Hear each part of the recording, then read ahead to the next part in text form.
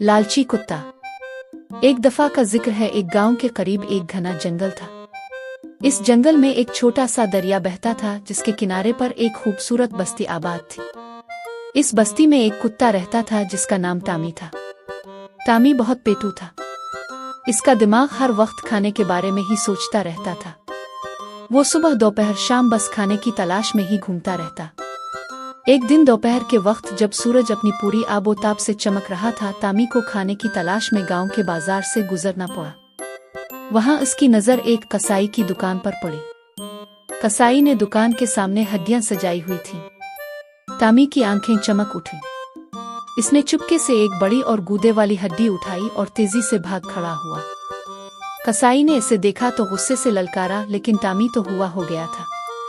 टामी ने सोचा, अगर मैं इस हड्डी को जंगल में ले जाऊं जहां कोई दूसरा कुत्ता ना हो, तो मैं आराम से इसका लुत्फ उठा सकता हूं। ये सोचकर वो हड्डी मुंह में दबाए जंगल की तरफ भागा। रास्ते में इसे एक दरिया पार करना था। दरिया पर एक पाल बना हुआ था।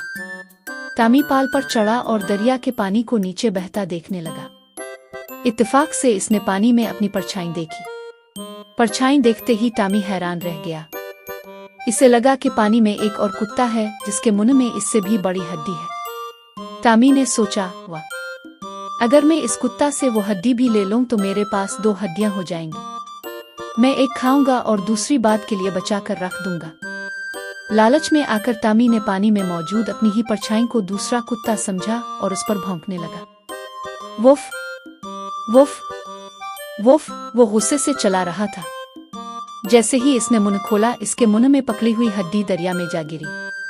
टपक की आवाज के साथ हड्डी पानी की लहरों में गायब हो गई।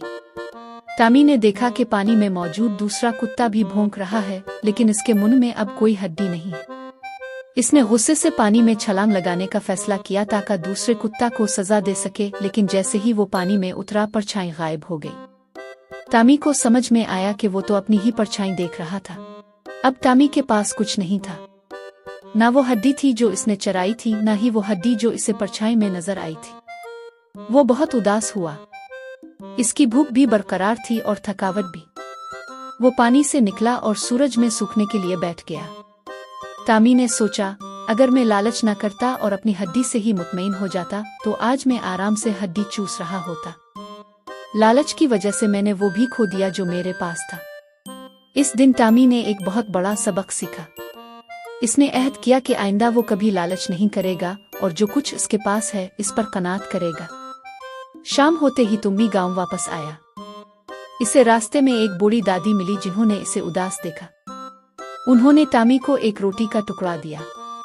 टामी ने खुशी से वो रोटी खाई और दादी के पांव चाटे। इसे एहसास हुआ कि मेहनत और ईमानदारी से मिलने वाली चीज लालच से मिलने वाली चीज से कहीं बेहतर होती है। इस वाकये के बाद टामी हमेशा कनात करना और लालच से बचना सीख गया। वो गांव वालों का पसंदीदा बन गया क्योंकि अब वो कभी चोरी नहीं करता था। गांव वाले इसे खाना देते और टामी उनकी हिफाजत करता। तो बच्चों, हमें भी टामी की तरह लालच से बचना चाहिए और जो कुछ हमारे पास है इस पर खुश रहना चाहिए, क्योंकि लालच इंसान को हमेशा नुकसान पहुंचाता है। इखलाकी सबक, लालच बुरी बिला है। जो शख्स लालच करता है वो अपने पास मौजूद चीज भी खो देता है। कनात करना ही सबसे बड़ी दौलत है।